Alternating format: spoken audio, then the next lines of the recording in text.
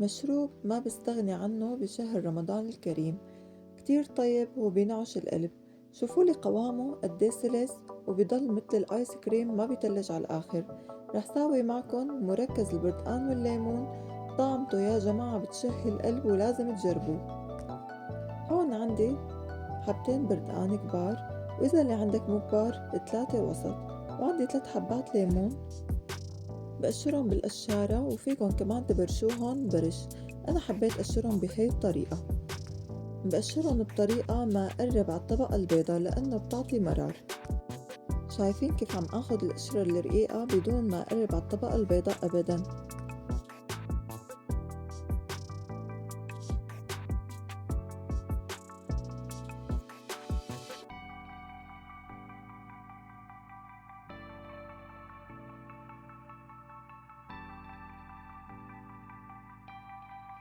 وهلأ بعد ما قشرتن بحطن بزبدية، وبضيف عليهن ربع كاسة سكر، وبدعكن مع بعض، وبنقعن شي ربع ساعة. بهذا الوقت بقشر البردقان والليمون وبشيل القشر البيضة كلها عنه، وبحاول ما أخلي شي من الطبقة البيضة لأنه متل ما حكيت من قبل بتعطي مرار.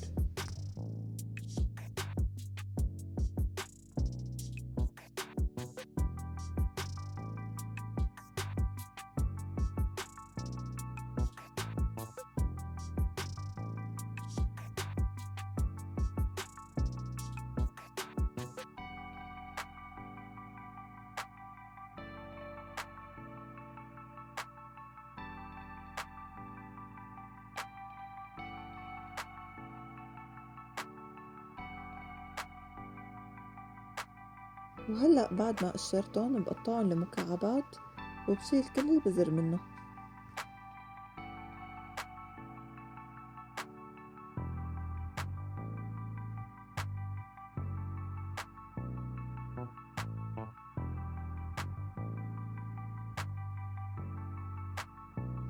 وبحطن بالخلاط مع القشور، وبخلطن كلن مع بعض.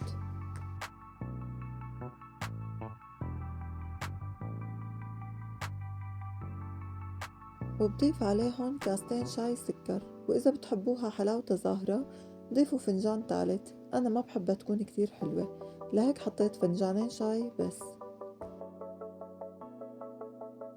وبتركن عم ينخلطوا شي دقيقتين 3.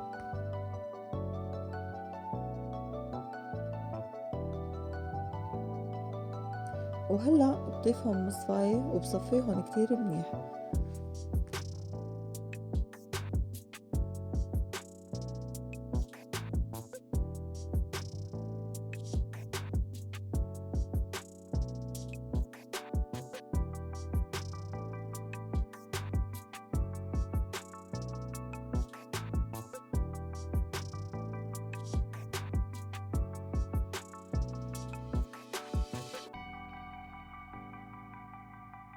وهيك صارت جاهزة. شوفولي هالقوام يلي بشهي القلب.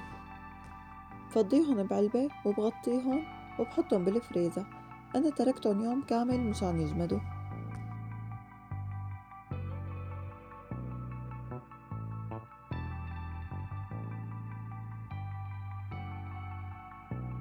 وهلأ بعد ما طلعتها من الفريزر شوفولي قوامها كيف متل الآيس كريم، يعني منظره بشهي وبيفتح النفس.